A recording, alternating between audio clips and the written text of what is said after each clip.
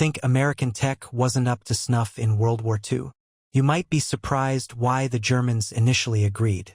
Before automatic tracking changed the game, what made German engineers look down on early U.S. radar? It's a forgotten story. German confidence versus American ingenuity in the invisible radar war, right before everything changed. History often paints World War II as a clash of titans, with American industrial might eventually overwhelming German technological prowess. And in many ways, that narrative holds true. But there are fascinating wrinkles, moments where perceptions didn't quite match reality, especially in the rapidly evolving world of technology. One of the most intriguing examples lies in the early days of radar.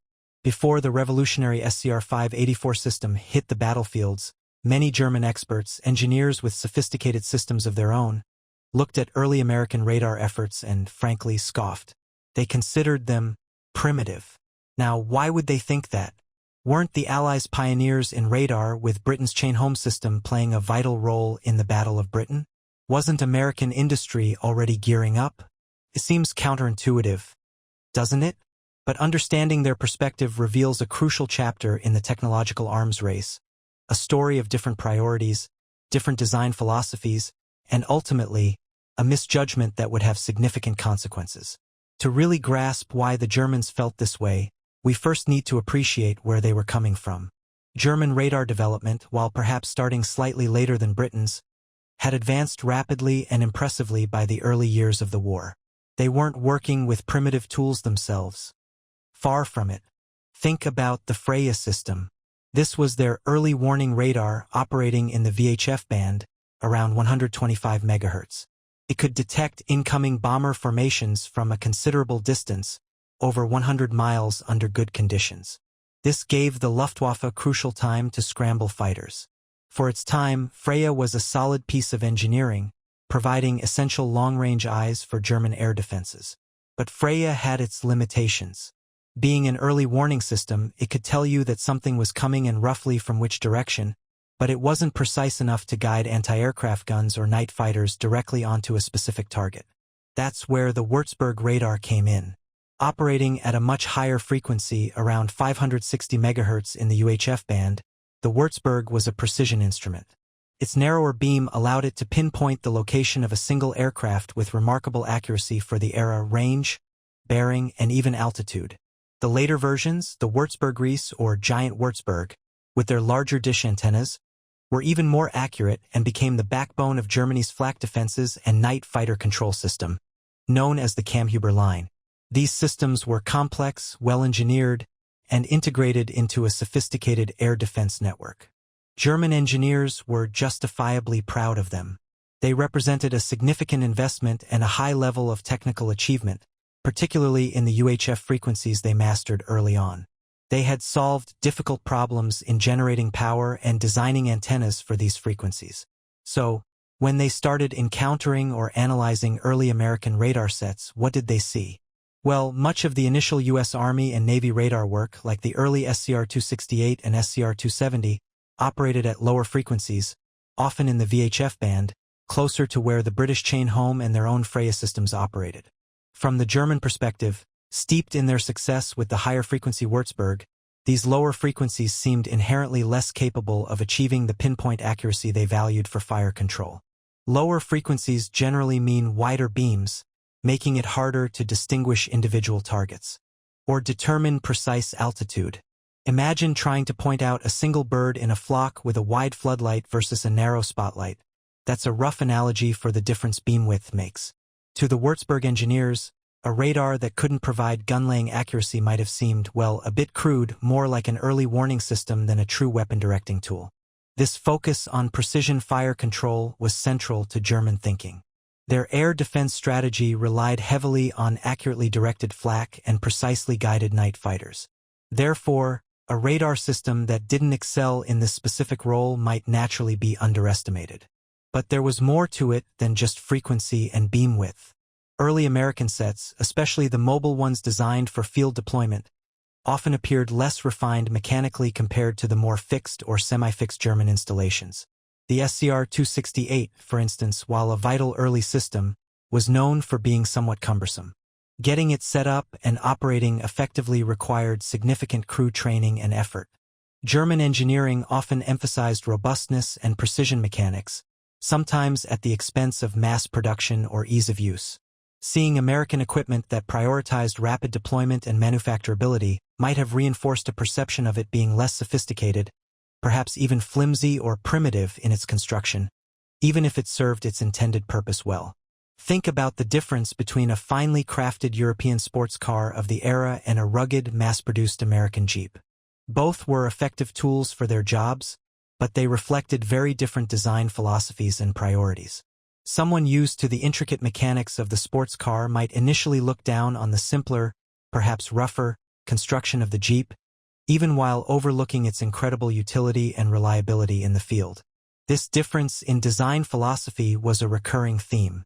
The American approach, driven by the need to equip a vast and rapidly expanding military, often favored designs that could be produced in huge numbers, were relatively easy to operate and maintain by hastily trained crews, and were rugged enough for global deployment.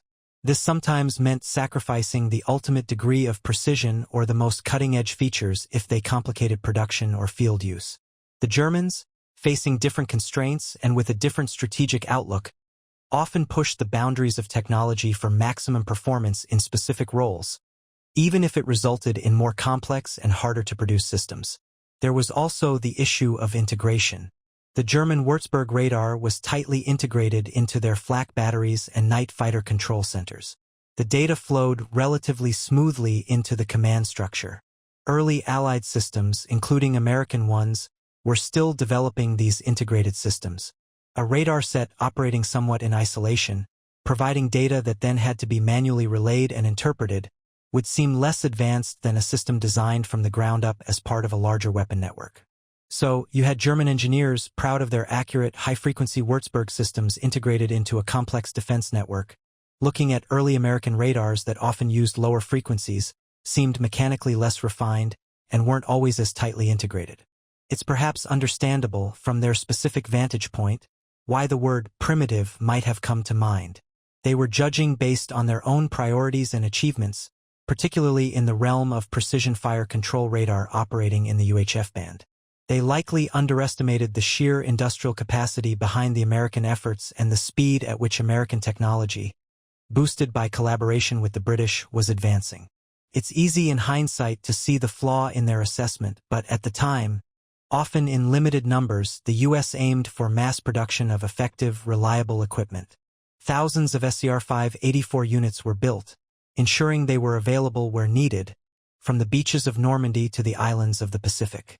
This ability to not only invent but also rapidly deploy advanced technology in vast quantities was a hallmark of the Allied war effort. So, when we ask why Germans scoffed at early U.S. radar, the answer is complex. It involves their justifiable pride in their own advanced UHF systems like Würzburg, their focus on precision fire control as the primary benchmark, their initial assessment of lower-frequency American sets like the SCR-268/270 which lacked that precision, and potentially a cultural bias towards highly refined mechanical engineering over mass-producible designs. But crucially, it also involves their underestimation of the Allied microwave revolution and the speed with which the U.S. could turn a scientific breakthrough into a dominant battlefield technology. The SCR-584 wasn't just an improvement. It changed the very nature of anti-aircraft defense and firmly established Allied leadership in microwave radar technology by the war's end. It turned the tables, rendering the earlier German assessment completely obsolete. It's a powerful story of innovation, perception, and the often surprising trajectory of technological warfare. We hope this journey back into the radar battles of World War II was informative and gave you a new perspective on this critical technology. Understanding these historical shifts can tell us a lot about innovation even today. If you'd like to explore more about the British side of radar development, including the pivotal chain home system, we have a video covering that right here, visual cue/end screen. Simply click on that to continue learning. Thanks for joining us today, and we look forward to sharing more stories from the annals of technology and history with you next time. And later, crucial airborne systems. The Germans focused heavily on active air defense, flak and night fighters, driving their Würzburg development. The Americans, entering the war later but with immense resources, could invest heavily in entirely new technologies like microwave radar, building on initial British innovations. These different paths meant that technological superiority could shift rapidly and unexpectedly. The early American radars the Germans encountered were indeed just the first generation. They were learning experiences, stepping stones built while a much more advanced generation, based on microwave technology, was being secretly developed. The Germans' assessment, while perhaps accurate for the specific systems they initially saw, completely missed the bigger picture and the incredible pace of progress at places like the MIT Rad Lab. If this dive into the hidden technological battles of World War II captures your interest, consider subscribing. It really helps us continue exploring these lesser-known but crucial aspects of history. We often focus on the tanks and planes, but the invisible waves of radar were just as vital on the path to victory. The German scoffing, therefore, was a snapshot in time, reflecting their confidence in their UHF achievements and their initial assessment of VHF-based American systems.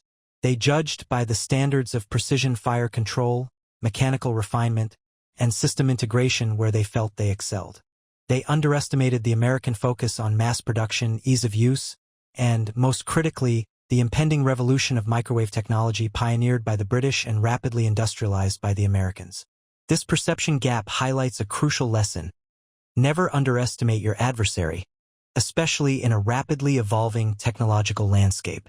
What seems primitive today might be the precursor to a game-changing breakthrough tomorrow. The German confidence in their existing systems, while understandable, blinded them to the magnitude of the Allied microwave effort.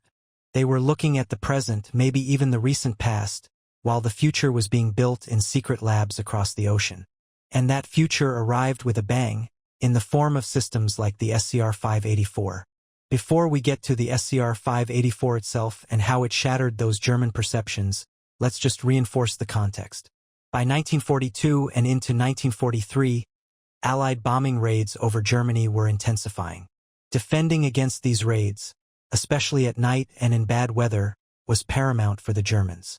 Their Kammhuber line, using Freya for early warning and Würzburg radars to guide night fighters and flak, was sophisticated but becoming strained. Allied bombers were developing tactics to counter it, like flying in concentrated streams to overwhelm individual defense sectors. The accuracy of flak, even when guided by Würzburg, was still limited, especially against high-flying, maneuvering targets. Hitting a fast-moving bomber several miles up in the sky, often at night, is an incredibly difficult physics problem.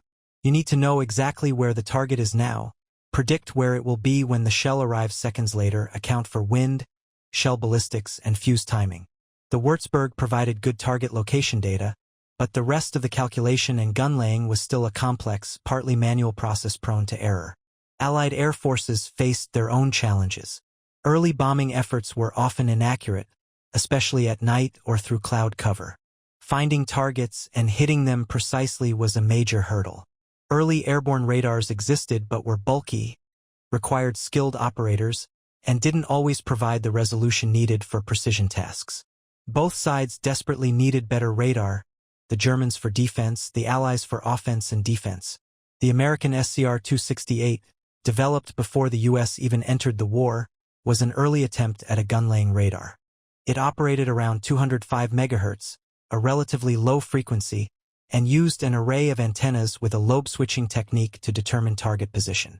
It could track targets and provide data to anti-aircraft directors, but its accuracy was limited, especially at longer ranges or against faster targets. Crews needed extensive training, and it was complex to maintain in the field. Compared to the slicker, higher-frequency Würzburg grease, it might indeed have seemed a generation behind in terms of fire control precision. Similarly, the SCR-270 was a long-range early warning radar, famous for detecting the incoming Japanese aircraft at Pearl Harbor. Though the warning wasn't acted upon effectively, it operated even lower, around 106 MHz. Excellent for its intended role of detecting distant formations, but completely unsuitable for directing guns. So, if these were the primary examples of U.S. radar the Germans were analyzing, their assessment of primitive, specifically concerning the gun-laying role they prioritized, starts to make more sense from their limited viewpoint. They were comparing apples and oranges in a way, their specialized fire control radar against American early warning or first-generation gun-laying sets, While not yet fully appreciating the different operational needs and the massive research effort happening behind the scenes in the US, particularly at MIT. The establishment of the MIT Radiation Laboratory in 1940 was a pivotal moment. Tasked with developing radar technology, particularly leveraging the British cavity magnetron, the Rad Lab became a hotbed of innovation, bringing together top scientists and engineers. Their focus quickly shifted to the enormous potential of microwave frequencies, specifically the S-band, around 3 GHz or 10 centimeters wavelength. This was a huge leap from the VHF and UHF bands used previously. Why were microwaves such a game-changer? Shorter wavelengths allow for much smaller antennas to produce highly focused, narrow beams. This meant drastically improved resolution and accuracy. It also made radar sets small enough to be effectively installed in aircraft, ships, and mobile ground units. Furthermore, microwave radar was less susceptible to certain types of jamming and could potentially detect smaller targets, like submarine periscopes. But working with microwaves presented immense challenges. Generating high power, designing efficient antennas and waveguides, developing sensitive receivers, it was all new territory. The cavity magnetron provided the power source, but building complete, reliable systems required solving countless engineering problems. The Germans knew about microwaves but struggled with developing a practical high-power source like the magnetron and faced challenges with receiver technology. They continued to refine their UHF Würzburg system, believing it was sufficient. This divergence in focus, Allied labs pushing hard into microwaves while Germans refined UHF, set the stage for a technological surprise. The Americans weren't just trying to catch up with the Würzburg. They were aiming to leapfrog it entirely. The specific requirement that led to the SCR-584 was the need for a highly accurate mobile anti-aircraft gun-laying radar that could automatically track targets and feed data directly to gun predictors. The limitations of the SCR-268 were clear, and the increasing threat of faster, higher-flying enemy aircraft demanded a better solution. The challenge was immense. Create a radar that could lock onto a target, follow its every move in 3 dimensions automatically, continuously calculate its future position, and transmit that precise data to the guns, all while being rugged enough to operate near the front lines. This required breakthroughs not just in microwave technology but also in servo mechanisms for automatic tracking and analog computing for prediction. The engineers at the Rad Lab, in collaboration with companies like General Electric and Bell Labs, tackled these problems head-on. They developed conical scanning techniques for automatic tracking, where the radar beam rotates slightly offset from the antenna axis. By analyzing the signal strength variations as the beam rotates, the system could determine the target's precise direction and automatically adjust the antenna to keep it centered. This was far more advanced than the manual tracking or lobe switching used in earlier radars. They also integrated this tracking data with the advanced Bell Labs M9 electrical gun director, an analog computer that performed the complex ballistic calculations needed to aim the guns correctly. This combination of microwave accuracy, automatic tracking, and electrical prediction was revolutionary. It promised a level of anti-aircraft accuracy previously unimaginable. While this intense development was happening, mostly in secret, the Germans continued to rely on their Würzburg systems. They made improvements like the Würzburg Reese, but remained fundamentally within the UHF paradigm. Their dismissal of early US radar, based on those VHF systems like the SCR-268 and 270, reinforced their belief that they held the technological edge in fire control. They simply didn't see the microwave tsunami that was about to break. It's a classic example of how focusing too narrowly on incremental improvements to existing technology can leave you vulnerable to disruptive innovation from an unexpected direction. The German radar engineers were masters of UHF, but the future of radar, at least for that critical period of the war, lay in the microwave spectrum they had underestimated. Then came the SCR-584. When this system began reaching Allied anti-aircraft batteries in significant numbers starting in 1943 and especially into 1944, it fundamentally changed the air defense equation. Picture this: a mobile trailer containing a complete S-band microwave radar system. Its parabolic antenna, guided by sophisticated servos, could automatically lock onto and track an enemy aircraft with unprecedented precision, day or night, through clouds or fog. The tracking data, range, azimuth, and elevation flowed electronically, in real time, to the connected M9 gun director. This electrical brain performed the incredibly complex calculations needed to predict the aircraft's future position, factoring in its speed, course, altitude, wind conditions, and the ballistics of the 90mm anti-aircraft shells. The M9 then sent electrical commands directly to the hydraulic systems that automatically aimed the battery of 4 guns. All the gun crews had to do was load the shells. From target detection to shell firing, the process was largely automated and incredibly fast and accurate. This was science fiction made real on the battlefield. The impact was immediate and devastating, particularly against targets the Germans had previously considered difficult or near invulnerable. Remember the V-1 flying bomb, Hitler's vengeance weapon? These fast, small, jet-propelled cruise missiles terrorized southern England in 1944. Conventional defenses struggled to cope. Fighter aircraft had trouble intercepting them, especially at night, and existing gun defenses found them incredibly hard to hit. But then SCR-584 batteries coupled with the M9 director and, crucially, shells equipped with the newly developed proximity fuse, another Allied technological marvel that detonated the shell when it got close to the target, eliminating the need for precise-time fuses, were deployed along the V-1 flight paths. The results were astounding. The automated systems could track the fast-moving V-1s and direct fire with deadly accuracy. Success rates soared. In the final weeks of the V-1 campaign against England, SCR-584 directed batteries were reportedly shooting down nearly 80 to 90% of the V-1s entering their engagement zones. The system proved equally effective against conventional aircraft. At the Anzio beachhead in Italy, SCR-584 batteries provided critical air defense against Luftwaffe attacks, racking up impressive kill scores. Later, during the Battle of the Bulge and the final campaigns in Germany, they protected Allied ground troops and installations. The Germans were stunned. Their pilots, accustomed to the known limitations of earlier Allied defenses, suddenly found themselves facing anti-aircraft fire of terrifying accuracy, even in conditions that should have provided cover. Captured Allied equipment, including SCR-584 sets, revealed the extent of the Allied microwave advantage. The sophisticated automatic tracking, the integration with electrical predictors, the sheer effectiveness of the system. It was a harsh wake-up call. The radar they had dismissed as primitive just a year or two earlier had evolved into something far surpassing their own Würzburg systems in key performance areas, particularly in automated gun laying. What must those German engineers have thought? The ones who had perfected the Würzburg, who believed they ruled the UHF spectrum. Seeing the SCR-584 in action, or analyzing its captured components, must have been a sobering experience. It demonstrated that American industry, building on British science, hadn't just caught up. It had sprinted ahead in a critical new direction. The focus on mass production and integrated systems, perhaps initially seen as a sign of less sophistication, had paid off enormously when combined with the microwave breakthrough. The SCR-584 wasn't just a piece of hardware.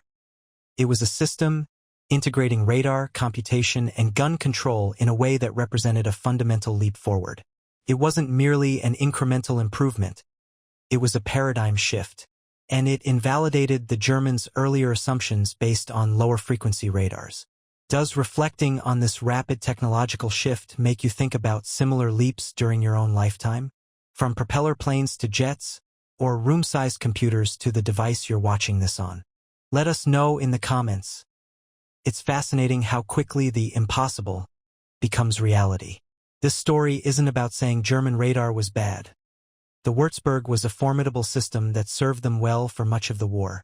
It's about how technological races can have unexpected turns, how different priorities lead to different strengths and weaknesses, and how underestimating an opponent's potential for innovation can be a critical error.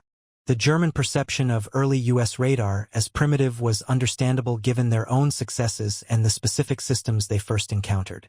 But it was a perception rooted in their own established paradigm, failing to account for the disruptive potential of microwave technology and the sheer speed and scale of the Allied, particularly American, development effort fueled by institutions like the MIT Rad Lab. The SCR-584 wasn't just an answer to the Würzburg. It was a question the Germans hadn't even fully realized they needed to ask until it was too late. It proved that primitive can be a very temporary label in the relentless march of wartime technology. The legacy of the SCR-584 extends far beyond World War II. Its success demonstrated the power of integrated systems, automatic tracking, and microwave technology. These principles became foundational for post-war radar development in both military and civilian applications, from missile guidance systems to air traffic control and even weather radar.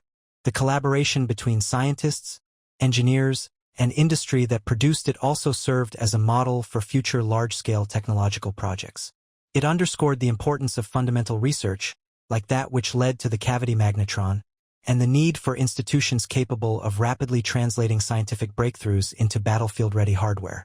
The German experience serves as a cautionary tale. Technological leadership is never permanent. Overconfidence in existing systems, even highly successful ones, can blind you to emerging threats or opportunities. Failing to recognize and invest in potentially disruptive technologies, even if they seem difficult or less refined initially, can lead to being strategically outpaced. The radar war was fought in secret, a battle of wits and engineering prowess playing out alongside the more visible conflicts. The initial German skepticism about American radar highlights a fascinating moment in that secret war, a moment when perception lagged significantly behind the rapidly developing reality. The SCR-584 proved that American ingenuity, combined with industrial might and key technological insights, some shared by allies like Britain, could produce systems that were anything but primitive, fundamentally changing the course of the air war. It's a reminder that victory often belongs not just to those with the most resources, but to those who can innovate, adapt, and integrate new technologies most effectively, sometimes surprising even themselves and certainly surprising their adversaries. Looking back, the speed of this transformation is truly remarkable. Within just a few years, radar technology progressed from relatively crude early warning systems to highly sophisticated, automated weapon control systems operating in entirely new frequency bands. The SCR-584 represented the pinnacle of this rapid evolution during the war years. It wasn't just about better components. It was about a systems approach, combining the radar sensor, the computational brain of the M9 director, and the automated gun controls into a single, cohesive weapon system. This level of integration was perhaps the most significant leap beyond the German approach, where even with the excellent Würzburg radar, the calculation and gun-laying process involved more manual steps and potential for human error. The sheer number of SCR-584 sets produced also speaks volumes about the American industrial philosophy. While the Germans built high-quality but complex systems, often in limited numbers, the U.S. aimed for mass production of effective, reliable equipment. Thousands of SCR-584 units were built, ensuring they were available where needed, from the beaches of Normandy to the islands of the Pacific.